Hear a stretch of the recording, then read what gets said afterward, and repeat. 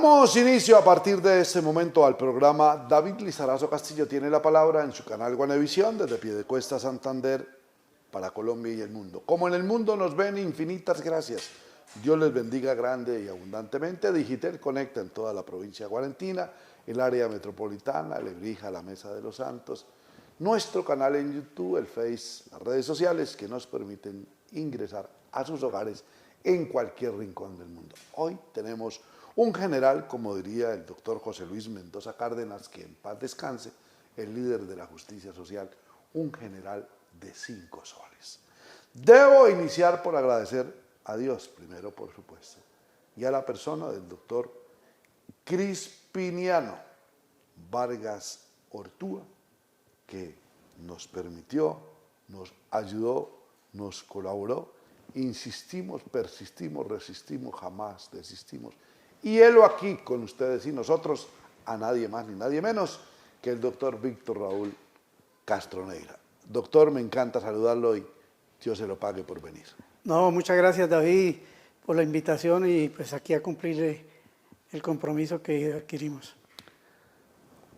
El doctor Víctor Raúl Castroneira, ¿en qué condiciones recibe, así como para el introito, como este es un programa descomplicado, informal, sin ton ni son, que no tiene libreto ni formato, ¿en qué condiciones recibió usted las unidades? Porque su señoría estuvo ya rector mucho tiempo. Sí, yo estuve cerca de 12 años. 12 años. 12 años, sí señor.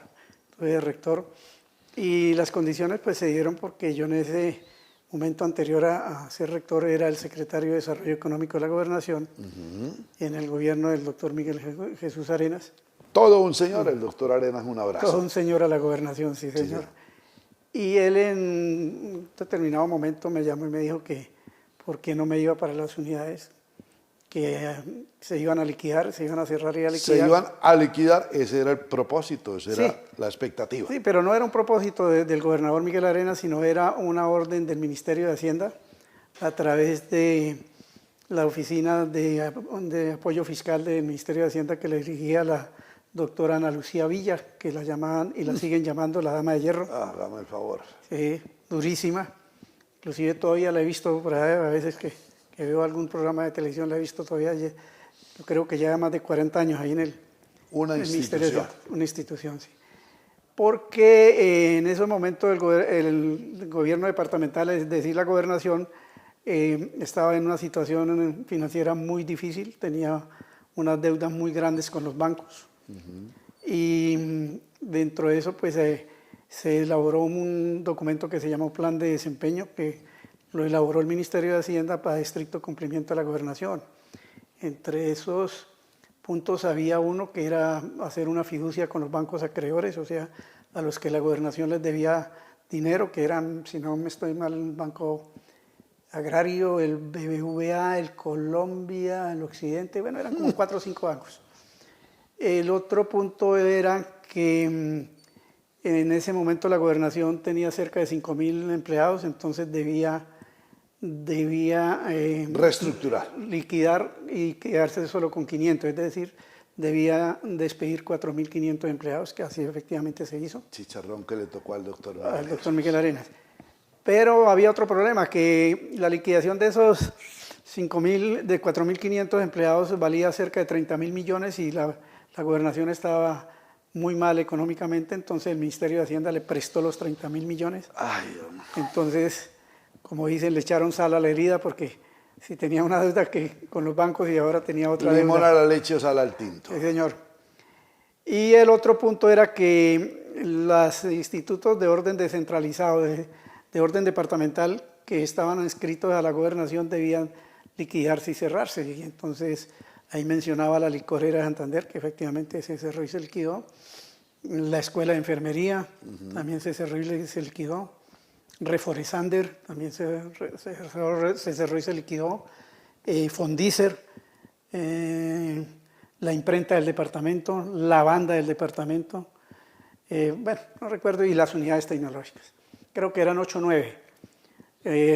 Al término del ejercicio de ese plan de desempeño, el único que sobrevivió fue las unidades tecnológicas, todas las demás se liquidaron y se cerraron. ¿Y en qué situación estaba ya de estudiantes las unidades tecnológicas en ese momento? Bueno, la situación, la primera, la situación financiera era muy delicada porque dependían cerca del 90 y pico por ciento, 95% de los aportes de la gobernación, y la gobernación pues no estaba mandando aportes. No había dinero. No había dinero.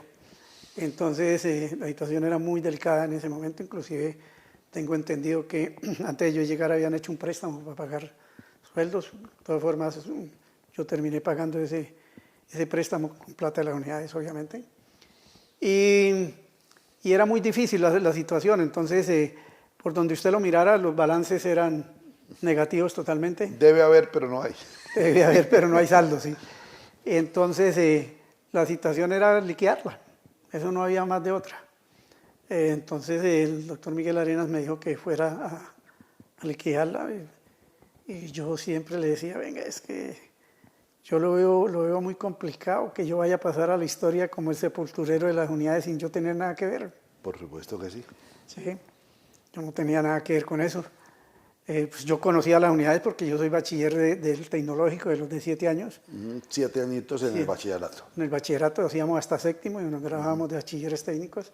Y pues usted sabe que el tecnológico es el papá de las unidades tecnológicas y el papá de la UIS. Allá nació en la calle 10. Allá nacieron. Es más, nacieron cuando yo entré a estudiar allá. Ah, bueno, allá en un sitio, yo viví 40 años a 2 cuadras del tecnológico, conozco la Sí, historia. señora, allá nacieron.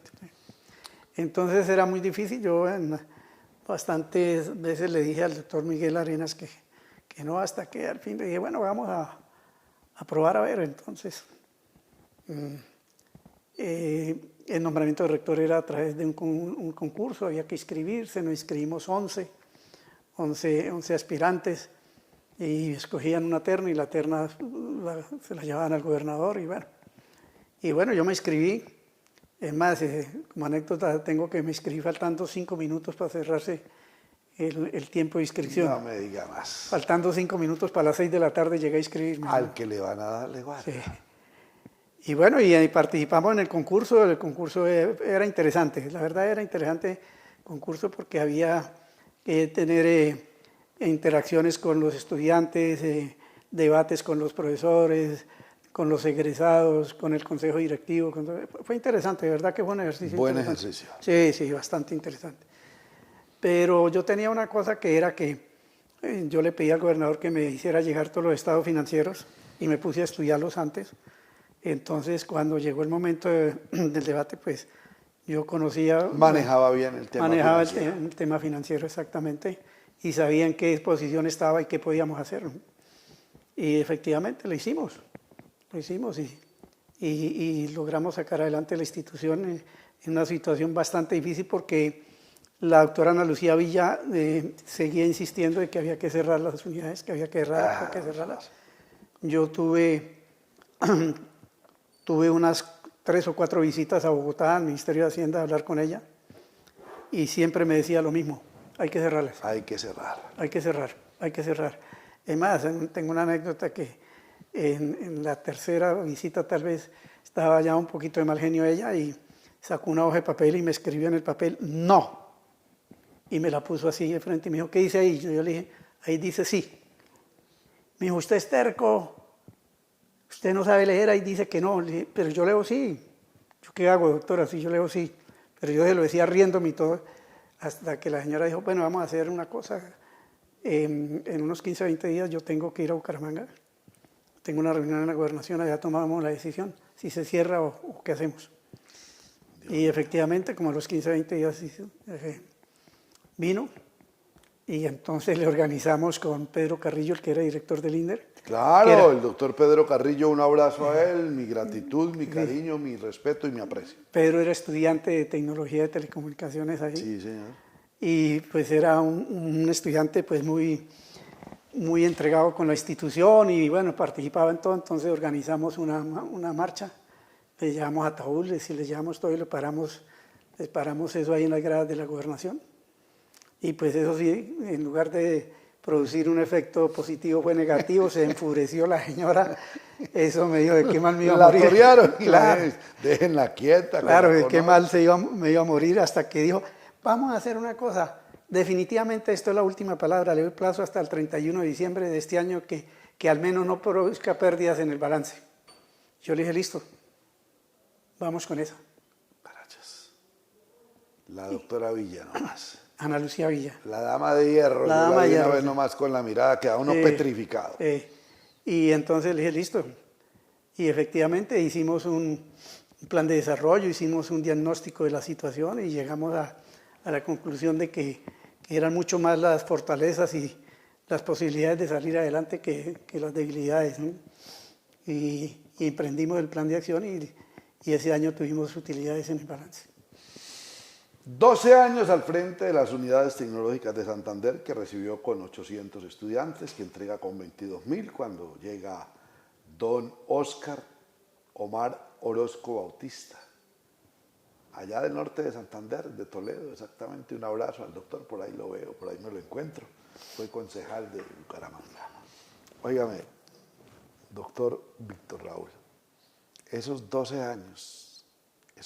años pasaron rápido, se hicieron largos, muchas canas, muchos dolores de cabeza, insomnio, ¿qué?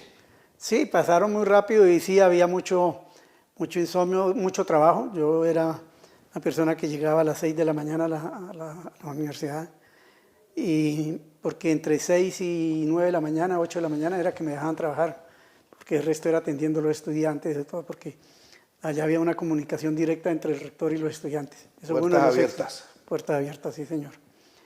Y la otra con las empresas, porque hice muchos convenios con empresas para lograr colocar a los estudiantes a trabajar. Y llegaba a mi casa a las 8, 9 de la noche, 9 de la noche. Entonces sí fue... Fundido. Sí, fundido, pero había unas cosas que por ahí a las 10 de la noche, cuando descansando me ponía a ver televisión, y eso se me prendía en el bombillo con ideas, ¿no? Entonces yo tenía un cuadernito ahí y ahí apuntaba. Apunte. Y al otro día llegaba a la oficina y bueno... A ejecutar. Vamos a ver esto, vamos a ver con esto que me prendió el bombillo. Doctor Víctor Raúl, una pregunta aquí indiscreta, ¿no? Usted con un panorama de esos, digo yo, muy osado, muy berraco, mi admiración, mi cariño y mi profundo respeto. O sea, yo no le hago, perdóneme, yo culillo, miedo, pánico escénico. ¿Qué decía tu familia cuando ya, bueno, se inscribe y queda? Porque a lo mejor se inscribe y dice, ay, que no quede, Dios mío, que no quede. Bueno, no quedando, se inscribió, pero no quedó. ¿Qué decían ellos con un panorama de esos? Lo que usted decía, pasar a la historia, no como el que hoy hay cuántos estudiantes, cuántas facultades, cuántas personas trabajando, que hoy se muestra como ejemplo para Colombia y el mundo. Ese ejemplo. Y el doctor Omar Lenguer, que la ha sacado, la ha internacionalizado, la ha crecido.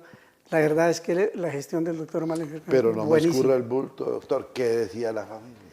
No, pues al principio pues contentos porque había yo llegado allá, pero cuando ya se empezó ese trajín diario, era muy difícil. Yo solo tenía contacto con mi familia los fines de semana, el domingo, porque ni siquiera los sábados se lo dedicaba a la parte deportiva, porque montamos una estructura deportiva que fue famosísima. De locos. Sí. No solo de fútbol, eso había de todo.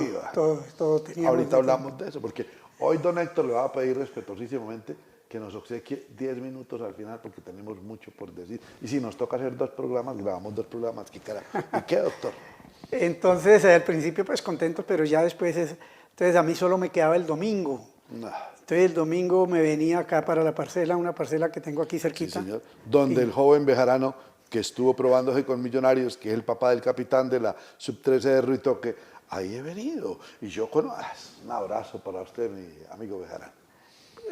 Muy querido Bejarano, Wilmer Bejarano, lo tengo en un equipo que yo tengo en el campeonato de Asoprop, equipo que se llama Amifud, Amigos del Fútbol, Unidades Tecnológicas. No me digas más. Y él juega ahí, es un crack, y el hijo es otro crack. Otro crack, capitán. Sí. Y entonces solo me quedaba el domingo. No me digas más. El domingo y eso. Entonces el domingo llegaba yo a la parcela a descansar, a dormir. A dormir y sí, fue una situación, pero mi familia pues lo entendió, ¿no? A ver, lo entendió. Con el corazón en la mano, doctor, con el corazón en la mano. ¿Qué siente hoy usted, la persona de Víctor Raúl Castroneira, como un ciudadano común y corriente, de ver de lo que fue capaz de hacerse usted y todos los que ayudaron y colaboraron y fortalecieron, ese sí, ¿qué siente usted hoy de que se internacionalizó, que el doctor Omar Renguerque Pérez, un monstruo también, del empleo que ha generado, de las posibilidades de superación? ¿Qué siente usted? Mire, ahorita le digo eso, pero primero antes, ya que usted dice que el empleo que ha generado, hay una cosa que la comunidad o la sociedad no ha tenido en cuenta, que es el desarrollo que se le daba al entorno que está alrededor de las unidades. No.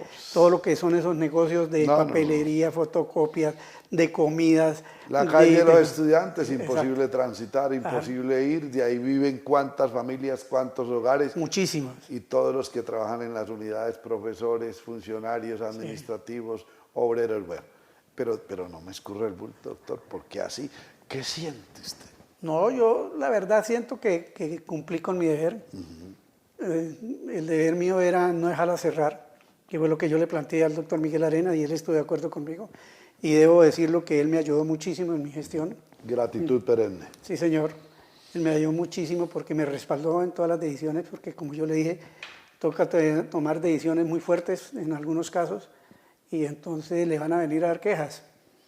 Le dije, y lo más seguro es que esas quejas todas sean ciertas, ¿no? Entonces usted verá si me respalda o no, y tuve el respaldo de él. Pero sí. Si usted conoce la persona por la cual le voy a preguntar, habla del mismo, y si no, como diría don Fernando González Pacheco, paso, ¿no? Paso y colorín colorado. Crispiniano Vargas Ortúa, ¿quién es? Bueno, Crispiniano es uno de los mejores amigos que yo tengo. Ah, ¿lo conoces? Sí, claro, por supuesto. ¿Cuánto? A ver, yo conozco a Crispiniano desde hace muchos años, pero la vinculación más directa que tengo con él fue porque me lo encontré un día y estando yo de rector y él estaba en una situación ahí un poco incómoda. Y entonces me contó y yo le dije, renuncia ahí donde está y venga. Yo lo nombro aquí. Y lo nombré y fue un excelente docente que yo tuve en las unidades. Bueno, mi doctor Crispiniano, no se diga más. Colorín colorado. Defíname, por favor, en 5 palabras. Un gran ser humano, ¿no? Sí, uno. Un gran Defínamelo en 5 palabras, entonces empecemos. Un gran ser humano. Un gran ser humano, un gran amigo. Un gran amigo. Sí. Un fanático del Bucaramanga y del fútbol. Enfermo. Enfermo, sí. Sí. Un buen empresario. Un buen empresario. Es un buen empresario. Tiene una empresa emprendedora que le ha ido muy bien y una persona muy leal. Correcto. Doctor Víctor Raúl, usted allá se caracterizó por abrir las puertas a todo el mundo, por ayudarle a todo el mundo y adicionalmente porque la gente se preparara, se superara, estudiara allá en las unidades. Así me lo han descrito a su señoría.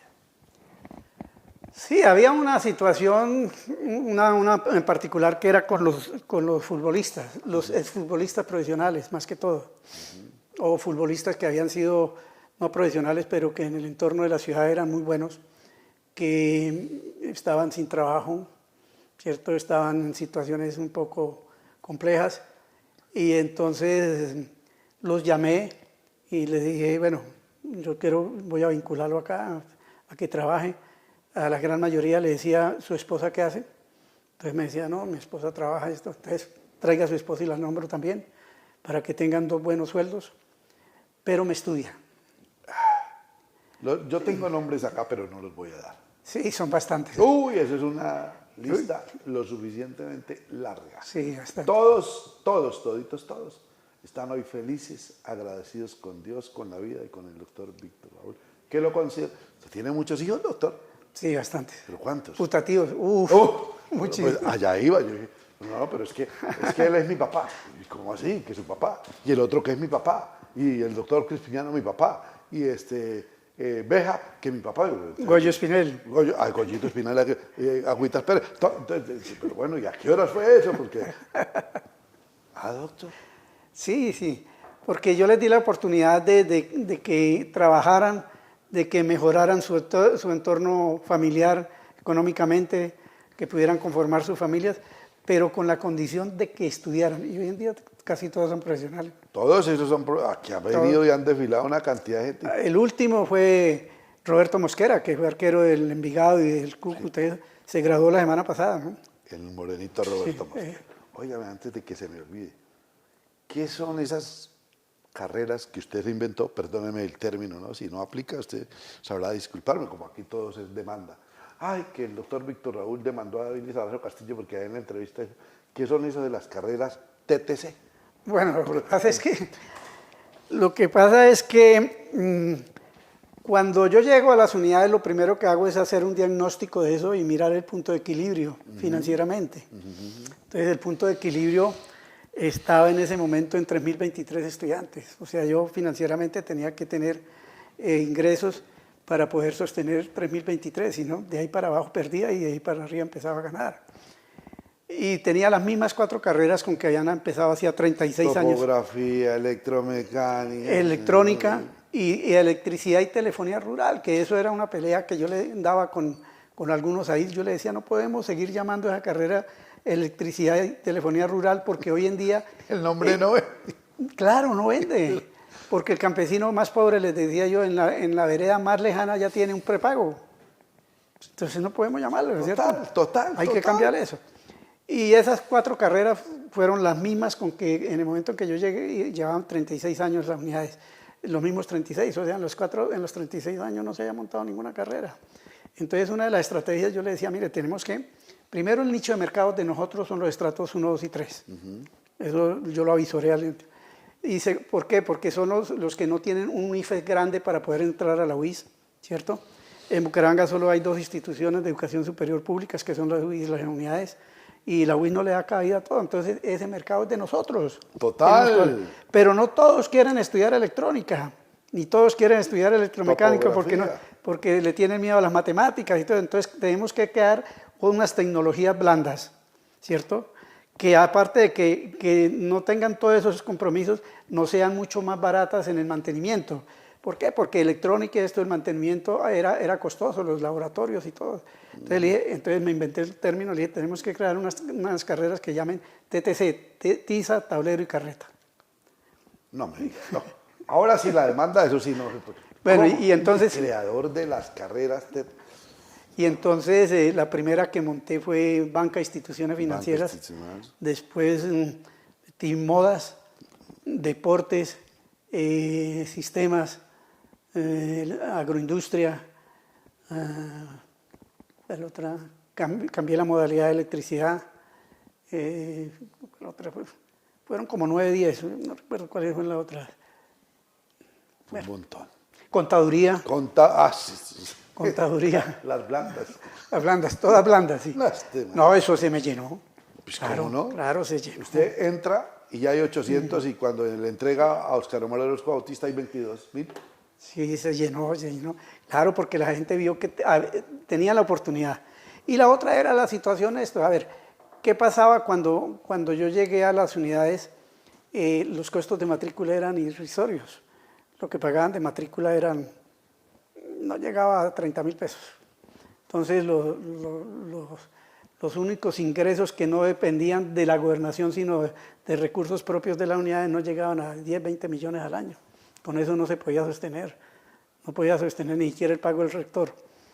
Entonces teníamos que crear esas carreras blandas. Pero como eso estaba orientado hacia los estratos 1, 2 y 3, que necesariamente tampoco eran poderosamente financieros los muchachos, entonces había que crearles otras expectativas para que pudieran ingresar. Entonces les creé cooperativas, 2 cooperativas, y hice convenios con Cofuturo, con profesores, con todo eso, para que les dieran créditos a unos términos más blandos. Mejor dicho, que no sea yo, que sea usted, porque es que aquí cada uno tiene su propia historia. Y a veces uno no conoce la verdadera por muchas razones. Antes de ir al corte. Cote Tecnológica, eso fue una cooperativa que se tuvo, que usted montó. Cotecnológica y Cotesano. Fueron 2, Cotecnológica y Cotesano. ¿Y qué pasó? Cotecnológica la terminaron liquidando porque después de que yo salí, cambiaron a todos, empezando por el gerente, que era un señor experto en cooperativismo, Mardoqueo Reyes. Mardoqueo Reyes, le conocí, fui alumno de él en la Universidad Cooperativa de Colombia. Indesco, Mardoqueo, un abrazo. Un señor, el mejor gerente que haya podido tener la cooperativa. Y el mejor amigo que tuve en la UCC. Sí, muy bueno y todo. Y entonces después cambiaron todos los directivos y Mardoqueo terminó renunciando y la cooperativa hicieron unas cosas ahí indebidas y terminaron liquidándola. La intervino la Superintendencia de Desarrollo Social o Superintendencia de Cooperativismo que llamábamos antes y la terminaron liquidando y la liquidaron. Estamos hoy, amables televidentes en el mundo, felices, contentos, les repito, agradecidos con Dios, con la vida, con mi doctor Crispiniano Vargas Ortúa, porque nos permitió, nos posibilitó contar aquí en el estudio con el doctor Víctor Raúl Castroneira. 12 años al frente de las unidades, se la entregan ya, sin ninguna viabilidad. La dama de hierro, la doctora Villa, le dice hay que liquidarlas, 800 estudiantes, financieramente inviable, en los 12 años logra llegar a los 22.000.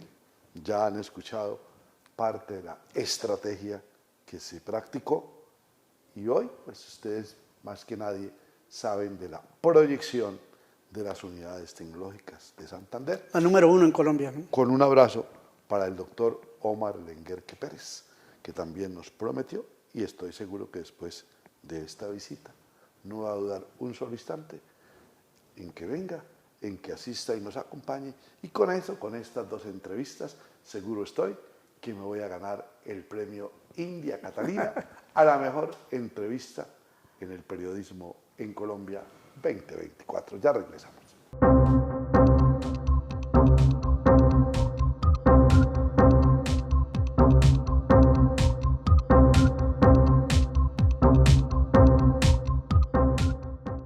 Digitel conecta fibra óptica directa a tu hogar con internet simétrico de alta velocidad y la mejor televisión con más de 120 canales digitales.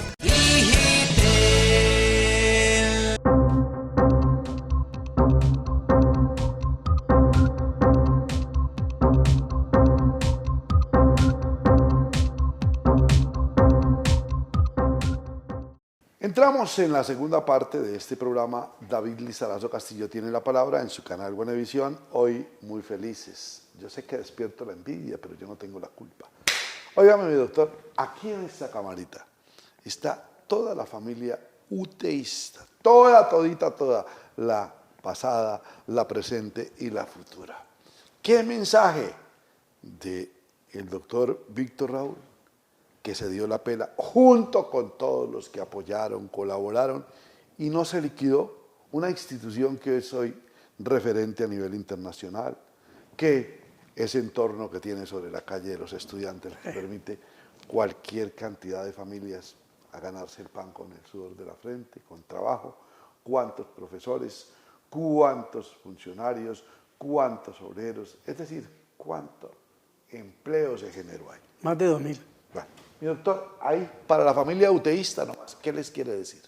No, yo simplemente a todos los que continuaron, decirles que gracias por haber seguido con ese legado y haberla sacado adelante. Yo quiero hacer un recorderis de pronto, ¿no? Un reconocimiento al doctor Omar Lenguerque. De verdad que él entendió lo que eran las unidades tecnológicas. Entendió lo que había que hacer con ella, que era todos los días crecerla. Y hoy en día tenemos, a ver, en infraestructura es un monstruo. Usted va allá y es una cosa de locos. Sí, de locos. Con emisora NFM y con cuánta vaina. Con todo. Yo pues solamente que contribuí en mi administración a construir los 2 pisos del edificio con que empezamos, 9, a construir el edificio B y a dejarles el lote del cacareo que se lo compré yo para que construyeran todo lo que han construido hoy en día. Pero si eso no hubiera sido posible, si no hubiera estado el doctor Omar Lenguerque. Y la internacionalización y el prestigio que tiene hoy en día las unidades, ¿no? ¿Hace cuánto no habla con el doctor Omar Lenguerque Pérez ahí por teléfono o personalmente? Sí, yo hablo con él por teléfono, sí. Yo cada vez que quiero llamarlo, lo llamo y nunca me ha dejado pasar al teléfono, no. Oye, es centrodelantero, ¿no? Juega de centrodelantero. Sí. Yo había organizado un campeonato interno, ¿no? Interno entre facultades allá, muy bueno, eran como 16 equipos y él jugaba allá porque cuando eso él era docente de hora cátedra. Sí, sí, sí. Yo lo nombré docente de hora cátedra y él jugaba y en un partido le partieron el tabique. Al centrodelantero goleador. Goleador, eso sí. Es que, mejor dicho, tenía la visión de arco pintada aquí, eso me contó alguien muy cercano. El fútbol, ¿qué significa para Víctor Raúl Castroneira? Bueno, el fútbol yo creo que es tal vez una de las pasiones de mi vida porque yo nací frente al estadio, ahí en la calle 12 con carrera 30. ¿Cómo así? Si yo viví en la 29, conoce. Bajando por la acera de un restaurante de pollos que decían La Chícara, ¿era qué? La Chícara, por ahí. Bueno. Por ahí vivía don Jacinto Ochoa, papá de Óscar Ochoa, por ahí vivía, don Carlos Jiménez Pérez. Don Carlos Jiménez, por ahí vivía la familia Osma, que hay la familia del Piripioma. Yo nací ahí vivíamos mucho tiempo, entonces yo tenía el estadio ahí a 50 metros. Cruzaba la calle y llegaba. Cruzaba la calle y llegaba. Entonces, de pelado, pues en esa época no había lo que hay hoy en día. Entonces, solo era jugar fútbol, y entonces nos la pasábamos jugando fútbol allá con mi hermano. Y ahí empecé a jugar allá en los equipos de la liga y bueno, toda la vida. ¿Hasta dónde llegó usted futbolísticamente? Yo jugué yo jugué en todas las categorías de la liga de fútbol, en todas. ¿En primera en qué equipo jugó? Martínez Villalba y en Telecom. Yo le cuento, yo le recito a usted de memoria las alineaciones de Martínez Villalba, de Telecom, de la Superior, de Droguería Argentina, de la UIS, de Stewart. Ese fútbol. Joyería El Dorado. Uy, Joyería El Dorado. Forzán. No. Sí. Iba en compañía de Jairo Ardila, el hermano de Aquiles y de Víctor Hugo. Jairo jugaba conmigo en Martínez. Lo conocí como back centro de Droguería Argentina, donde tapaba el Flaco Morantes, que era un monstruo. Flaco Morantes, sí. Sí. Jugaba. Eso es clásico, Martínez Villalba, Droguería Argentina. Clásico de las 10 allá en la Marte, eso. No. Mire, en una ocasión me hizo una entrevista a un periodista deportivo y me dijo que qué opinaba del fútbol de la liga. Yo le dije, es tan malo. Hoy en día está tan malo el fútbol que a las 12 del día el bachiller todavía tiene pata y avena. Entonces me dijo, ¿eso qué? Le dije, es que allá había un señor que le decían el bachiller, sí, señor, que llevaba un carro lleno de pata de res y avena. Y él llegaba a las 6 de la mañana y a las 8 de la mañana ya había vendido todo. Total. Porque todo el mundo iba y comía pateas y se veía, iba a ver los partidos. Esos nombres como Orlando Álvarez Barriga, Riga, el mejor, para mí el mejor, ¿no? Sabogal. Compañero mío, Mizara, el Martínez Villalba Sabogal. Por Dios, Pomponio, Tabaco, Chicote, Pomponio. Sabogal, Soto. Sí. Eso era las lumbreras. Pedro Ardila, Barranca Lozano, Luis Curubo, Adolfo Riquelme, que era el arquero. Perdón, Roberto Riquelme, que era el arquero de nosotros. No, o sea, yo vi ese fútbol, le doy gracias a Dios que me permitió ver esos clásicos y continuemos. Doctor, ¿dónde está Víctor Raúl Castroneira? ¿Dónde está? El día en que por la misericordia de Dios nosotros nos colocamos la primera estrella. ¿Dónde estaba? ¿Con quién vio el partido? ¿Con quién vio coronar al Bucaramanga como campeón? Lo vi en mi casa, solo en mi casa, porque yo cuando voy a ver un partido del Bucaramanga me gusta verlo solo. Así es la cosa. Sí. Cada uno tiene su propia vaina, ¿no? Sí, lo vi solo. Bueno, ¿y qué sentía? No, pues sí, muy ¿Se emocionado. aguantó los penaltis? ¿No se aguantó? ¿Caminaba? Hubo un momento en que desfallecí yo y creo que cuando nos hicieron el 3-2. No, dije adiós. Adiós, sí. Esto se apagó y se fue la ilusión. No, y faltando 5 minutos, 10 minutos y ahí. Hasta luego, vida mía, si te viste no me acuerdo. Sí. Pero no, yo creo que era merecido, justo porque Bucaramanga venía de muchísimos años en eso. Yo me acuerdo del Bucaramanga del 75, que era qué equipo. Para mí, que el mejor. El mejor. Para mí también el mejor. Se jugaba de memoria, todos comprometidos, todos. Sí. Bueno, que no se dio, pero bueno, al fin, después de tanto apretar y sufrir, pues los pudimos colocar la primera estrellita acá.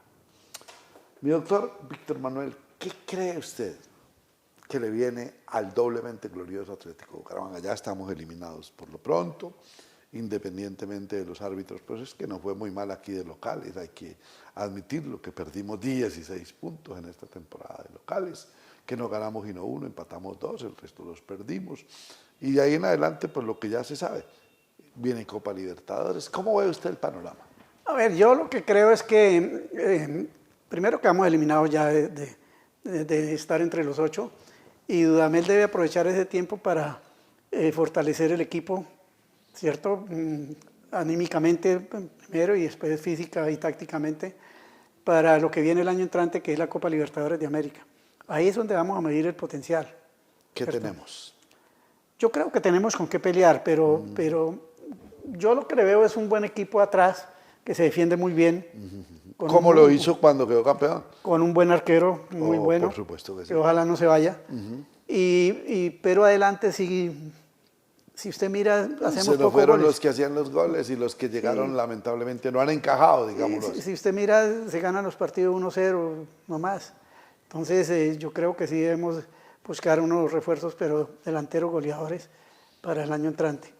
Y esperar que se haga una buena participación en la Copa Libertadores de América, ¿no? No sabemos en qué grupo vayamos a quedar. Ojalá quedemos en un grupo bueno, como Brasil o Argentina, para que tengamos la oportunidad de ver esos equipos aquí en Bucaramanga. No es ver en lo bueno lo malo y en lo malo lo peor. Yo no soy de crítica, la crítica siempre será la incapacidad de comprender a los demás. Pero duele. Bucaramanga campeón, 2 santanderianos, uno es el tercer arquero, nunca jugó, otro, el tercer lateral derecho, jugó 5 minutos, y Bucaramanga, Santander, campeón del fútbol profesional colombiano. En otros equipos, por ejemplo, como en el 75, teníamos participación. A ver, yo lo que creo es que Bucaramanga no le ha prestado atención al patrimonio verdadero del equipo, que son las divisiones inferiores. Aquí no hay división inferior en Bucaramanga, empezando porque pues, he recibido comentarios que hay que pagar para jugar en las divisiones inferiores de Bucaramanga, eso no debe ser. Y segundo, no tener un buen formador. Mire, Bucaramanga tiene, yo le diría que el mejor formador de divisiones inferiores que hay en Colombia. En este momento lo tiene, está en el Junior, que es Nelson Reyes. El profe Nelson. El Pichi Reyes. Sí, sí, sí. También hay del estadio, ¿no? También claro, hay vecino nuestro. Claro. Entonces yo creo que Nelson sería un gran formador y podríamos sacar. Fíjese usted lo que hace Envigado. Envigado es más la plata que gana que los puntos que produce, pero produce jugadores todos los días, ¿cierto? Pero el kit de la cuestión está no solamente en formar, sino en darles la oportunidad, mostrarlos. Sí, sí, sí, porque para que el señor Sangüesa tenga el ritmo que tiene hoy, necesitó que le dieran continuidad. Claro. Allá en Junior jugaba y alternaba, y nunca pudo tener el nivel que hoy muestra, porque se necesita en todos los deportes continuidad, continuidad y continuidad. Tengo entendido que ahorita solo hay uno o dos muchachos jóvenes de las divisiones inferiores que están allá. Yo conozco uno y lo conozco como persona, conozco su familia y todo, y es una excelente persona y un excelente jugador de fútbol, Nicolás Hernández. Lo conozco. Yo creo que debían darle la oportunidad. Ya Por ejemplo, en este momento en que ya Bucaramanga ya no clasifica por más de que gane, esos 2 partidos. Pongan a esos muchachos, denle la oportunidad. Y es que siempre es... A la gente hay que darle la oportunidad, ¿no? Doctor, y siempre es Antioquia, ¿no? Antioquia empezó con el Nacional, solo criollos, y aperturó cuántos jugadores que se mostraban por el mundo. En el baloncesto profesional apareció un torneo solo paisas, y ahí salieron todos los que hoy están jugando. Entonces yo digo, hay que darle la oportunidad. Doctor, ¿este nombre le suena? Roy Marcel Davinson. Ah, sí, claro. Cuente. Pues que nos demanden, porque así son. Roy es un barranqueño muy querido, yo lo quiero mucho, Nació lo aprecio ahí mucho. junto al río. Yo creo que es el campeón mundial de natación, me imagino. Es una anécdota buena. A ver, Roy yo lo quiero mucho al negro, yo le digo el negro, ¿no? Sí, con cariño. Con mucho cariño, no con nada de desprecio. Y a Lucita, su esposa, que también. yo lo vi jugando en un partido en el barrio Mutis. Él venía de Barranca los sábados a jugar, si no estoy mal, creo que era con el equipo del ICP, Instituto Colombiano del Petróleo, que dirigía el doctor Orlando, el ingeniero Orlando, bueno, se me olvidó ahorita el apellido. Y lo vi jugando y me gustó cómo jugaba. Entonces averigué quién era. Entonces me dijeron, bueno, él fue Selección Colombia de Voleibol, porque fue Selección Colombia de Voleibol. Sí. Jugó en la Unión Magdalena, creo que en Once Caldas, bueno. Entonces lo busqué y hablé con él. Eso fue como en febrero, un 10, algo así, del 2006. Entonces yo le dije, ¿usted qué hace? Entonces me dijo, no, yo en Barranca hago esto y esto y esto y esto. ¿Y cuánto gana? Bueno, listo. Se quiere venir para aquí, para Bucaramanga, le voy a poner tanto, su esposa, ¿qué hace? Tanto. Le nombro a su esposa también. Entonces le nombré a las dos esposas y me los traje de Barranca. Y los puse a jugar con el Bucaramanga. Y le dije, una condición para que usted trabaje aquí en la unidad es que estudie. Entonces me dijo, no, pero es que yo ya la edad que tengo, y la edad que tengo, y semejante negro tampoco, que es mide como 1,90, pura fibra. Y entonces le dije, no, tiene que estudiar. Tiene que estudiar. Qué berraquera, hermano. Entonces, no, pero que no. Y al otro, en ese momento, al otro que puse en esas condiciones fue a Churio, Ale Churio, que jugó profesional en Bucaramanga. El hijo del negro. Grande de Colombia. Claro. José Antonio Churio Santriz. Santriz. Entonces me dijeron, no, pero es que ni siquiera tenemos IFES. Le dije, no, eso no es problema. Y yo mismo lo inscribí al IFES. Yo lo escribí, le dije, tal día presentan IFES. Otro hijo, pero es negro, carajo. Les dije, tal día presentan IFES. No, pero nosotros, ¿qué hacemos? No, para ponernos a estudiar. Mire, la ley dice, para ingresar a la educación superior deberá presentar pruebas del IFES. No dice cuánto debe sacar. Sino haberlas presentado. Haberlas presentado, el presente, yo con eso los recibo. Y las presentaron y los metí a estudiar. Pero la anécdota es que cuando estaba como en tercer semestre, algo así, me llegó un día a mi oficina el profesor de natación, porque ellos entraron ambos a estudiar tecnología deportiva. Y me dice, señor rector, yo vengo a hacerle esta consulta, ¿qué hago con Roy Davinson? Que es que él ve conmigo natación y no sabe nadar. No, o sea, ese es un chiste flojo. Entonces yo le dije, no pero sabe. Pero nació allá en Barra. Yo le dije, ¿no sabe nadar? ¿En serio? No sabe nadar. Dije, pero si ese nació ahí en la orilla del Magdalena, dijo, pues no sabe nadar. ¿Qué hacemos? Le dije, mire, páselo, porque no lo vamos a graduar para que ejerza de salvavidas. Lo vamos a graduar es para que ejerza como técnico deportivo y especialmente en fútbol. Y lo pasamos. Ponerle una piedrecita aquí en la nuca y defiéndase. Un abrazo, mi querido Roy. Muy querido, yo lo quiero mucho. Yo lo quiero mucho, negro. Otro hijo tuyo, ¿no? Sí. Otro hijo. Muchos hijos. El doctor Vicente Villamizar Durán, me estaba acordando de acá, él fue gerente de la electrificadora, secretario de Hacienda del departamento. Senador. Y lo más importante, que es amigo mío. ¿Algún recuerdo tiene? Sí, claro, muy amigo mío. Amigo de mi casa, el doctor José Vicente Villamizar, hoy en día director del ICP, Instituto Colombiano del Petróleo. Fue tal vez la persona que me acompañó en una ocasión al Ministerio de Hacienda a hablar con la doctora Ana Lucía Villa. Aquí en esta camarita, un amigo tuyo también. Está el doctor Miguel Jesús Arenas Prada, que días hicieron folclore con el doctor.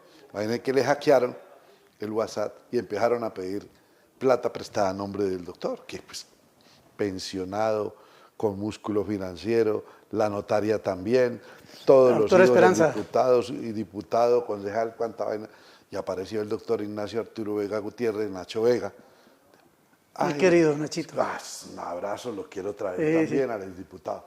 Y dice, ay, mi doctor, yo le había consignado 1,5 millones. De lo que le debía. Oigan, doctor, ahí está el doctor Miguel Jesús Arenas. ¿Algo por decirle al doctor? Sí, yo lo aprecio mucho al doctor Miguel Arenas. Me ayudó mucho, fue un actor principal en mi vida, porque siempre estuvo presente conmigo en las cosas. Me ayudó mucho. Arenas, y sobre todo me respaldó en el momento en que yo necesitaba más respaldo, ¿no? Que era el del gobernador. Pero lo metió en una vaca loca muy berraca usted. No, es que, a ver... Son los retos de la vida. Sí. Y yo venía también desde hacía unos años de haber para otra institución quebrada, la Caja de Previsión Social de Bucaramanga. Sí. Esa también me nombraron con el compromiso de pararla porque O sea, estaba entonces quebrada. girar cheques chimbos, empujar carros viejos. Sí, sin donar sangre. No. Lástima que usted entonces no iba en el recorrido del profesor Álvaro Solarte Lucumí cuando compró el primer carro. Que en paz descanse. A ver, el profesor Álvaro Pipa Solarte fue mi técnico durante 8 años en el fútbol de la liga. Ay, tenía unas historias, era un conversador. David, yo vivía en el Diamante y compré el primer carrito. Yo quería tener carro muy chambón para manejar. Compré un Studebaker y me lo llevé para la casa a trancas y a mochas y lo cuadré en la puerta y dije yo, si sale la mujer, ¿y ese carro de quién será? Carro tan viejo. No, mejor entro y le cuento. Mija, yo compré ese carrito que está en la puerta y salieron todos los de la casa a mirar qué carro era. ¿No? Cuando lo vieron se desinflaron, pero ahí no terminó la historia. Terminen de almorzar, muchachos, que se van a dar una vuelta. Y fui a prender el carro y duró como 8 días y no prendía. Profesor Álvaro Solarte. Que paz descanse. Un señor, un caballero. Le quedamos debiendo todo. Sí. Excelente Yo ser tengo humano. una anécdota con él. Cuando jugábamos en intermedia, en la categoría intermedia o ascenso, una de dos, no Ascenso, recuerdo. ¿no? Llegamos a la final, Martínez Villalba, donde yo jugaba, y el otro fue un equipo que se llamaba SODEP, que era de los profesores, algo así de la gobernación. Y ambos los dirigía Pipas. Ay, ganaba con cara y con sello. Entonces llegó el momento del partido, nos reunió a los dos equipos, ¿cierto? Y dijo, la alineación es titular como empieza, cada uno la sabe, ¿cierto? El capitán va a hacer los cambios, yo me siento allá y se sentó en la gradería y no dirigió. Todo un señor, Todo un señor. Caballero. Señor, sí. Excelente ser humano, Sí. humilde, noble. Sí. Hubo una cosa que me dolió mucho y de pronto hago mal en recordarla porque esto no es para recordar. Fue cuando le embargaron la casita por El Diamante. por un viaje a un mundial que le prometieron y después no le cumplieron. Bueno, cosas que pasan y echémosle.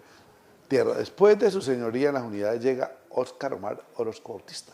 ¿Sí? Sí, señor. Después de Óscar Omar, ¿quién llega? El doctor Omar Lenguerque. Óscar Omar. 4 años. Un periodo. Un periodo, sí. ¿Y don Omar cuánto lleva ya? Don Omar termina este periodo con los 12, me empata.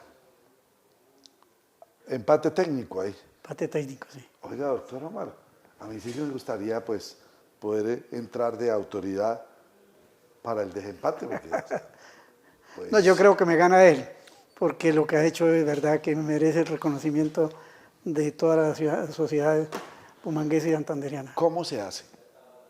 La pregunta es mía. ¿Cómo se hace para, habiendo logrado tanto, seguir siendo la misma persona? O sea, ¿cuál es el secreto, hermano? A ver, mi querido David, es que el poder es efímero. Fugaz y pasajero. Sí, fugaz y El poder pasajero. pasa y los amigos quedan. Sí, mire, yo aprendí eso en una vivencia que tuve cuando hubo la elección de Contralor General de la República, que eligieron a Rodolfo González García. De Pamplona Norte de Sí, Santander. y yo era amigo de Rodolfo. Le quedamos debiendo ser gobernador, ser presidente de la República. Le quedamos debiendo todo. Hasta la última vez en el Senado, ¿no? Yo creo que es el político que más obras ha hecho en Santander. Adicionalmente un estadista, ¿no? Un Sí. estadista, que no hay. Lo que hay es gente populista, dicharachera, promesera, tiene carreta, pero era un estadista. Usted se sentaba con el doctor Rodolfo, era un estadista. Sí, además aprendía mucho, sobre todo en temas de economía, ¿no? Ah, no, por eso. Bueno, entonces cuando lo fueron a elegir, nosotros nos fuimos con Luis Alberto del Loco Quintero, que fue alcalde de Girón. Alberto Quintero González, que Sí. es de Ocaña, el Huicho. Y esto, sí, de Ocaña. Fue madre. Eso decía el doctor Virgilio Barcual, ese muchacho Quintero, ¿de dónde es? Porque fuimos a Aguachica y dijo que era de Aguachica. Y ahora que estamos en Ocaña dice que es de Ocaña. Un abrazo, y cuando doctor. fuimos a Pamplona, es de Pamplona. Uy, Muy querido, muy un señor. amigo y lo Sí. quiero mucho. Sí. Entonces fuimos con Luis Alberto y con Jorge González, el hermano de Rodolfo. Y no me acuerdo quién otro, creo que Ricardo Vargas Sanabria era el otro. Y no recuerdo quién era. Y fuimos a mirar el proceso de elección, el día que lo nombraban. Y llegamos allá al Congreso, que no nos dejaron entrar, hasta que apareció José Luis Mendoza y José Luis nos entró. Y en el momento que estábamos ahí, pues él no estaba, porque estaba por ahí en un desayuno con esto. Y la manifestación por todos los pasillos del Congreso era una cosa impresionante, traían en hombros a Jaime Castro, el que fue alcalde de Bogotá y ministro, por supuesto, sí, sí. Y lo traían y gritaban viva Castro Contralor, y con pancarta y todo, y lo traían en hombros, así por los pasillos. Cargado ya, cargado listo el señor. Cargado en hombros. Y inclusive yo le hice el comentario a Luis Alberto, le dije, venga, esto no, Rodolfo no tiene nada que hacer, no tiene nada que hacer porque mire cómo está esto. Cuando como a las 11:30 llegó Rodolfo, nos saludamos y bueno, ahí hablamos y yo le pregunté cómo estaban las cosas y me dijo, yo soy el nuevo Contralor, gano 43-41, me dijo. Y efectivamente ganó 43-41. Ese era Rodolfo González García. Bueno, pero el cuento no es eso, sino en el momento en que ya, la metodología en ese momento era que el Partido Conservador se reunía, como el presidente era conservador, el Contralor era liberal. Entonces el Partido Conservador se reunía a la plenaria del Partido Conservador, Cámara y Senado, y escogían el candidato, y ese era, ¿cierto? Y eran 11, me acuerdo que eran 11, y todos estaban con Jaime Castro. Allá la voltearon, no sé cómo la voltearon, y quedó Rodolfo, por 43 votos a 41 ganó Rodolfo. Pero el cuento de lo que es el poder es que inmediatamente en ese momento desaparecieron todos los vivas y gritos a favor de Jaime Castro y todos empezaron a gritar viva Rodolfo González. Y de ahí había que ir hasta el Salón Elíptico, donde era la plenaria del Congreso y nominaban a Rodolfo y él echaba un discurso de aceptación y listo, quedaba nombrado. Pero en el transcurso de esa oficina al Salón Elíptico gastamos más de media hora porque no lo dejaban caminar. Todo el mundo a alzarlo en hombro y todo él no se dejaba. Y nosotros nos vinimos de últimos. Cuando pasé por una oficina, porque había una oficina a ambos lados, de últimos, había un señor en un escritorio así, con un pocillo aquí, y así exactamente como yo estoy haciendo, con la bolsita esta, metiéndola así, sacando. Y yo me paré a mirarlo y alzó la vista y yo lo miré, era Jaime Castro completamente solo, no había nadie. Yo creo Ese día ahí entendí yo lo que era el poder, que era efímero. Ojo, funcionarios, mandatarios, gobernantes, ustedes que de pronto creen que ya no caminan sino levitan. ¿Quién lo dice? Una persona que lo ha hecho absolutamente todo. Cuando estés arriba, trata muy bien a tus amigos, pronto te los encontrarás. Sí, señor. Cuando bajes de nuevo. Y el poder es efímero, fugaz y pasajero. El poder pasa, mandatarios, gobernantes, concejales, diputados, y los amigos quedan. Señor, aquí me tienes delante de ti para decirte que te amo, que sin ti mi vida no tiene sentido. Señor, hazme sin odio, sin miedo y sin envidia, alegre, sereno, firme. Concédeme sabiduría y entereza para que nadie por mi culpa derrame una sola lágrima.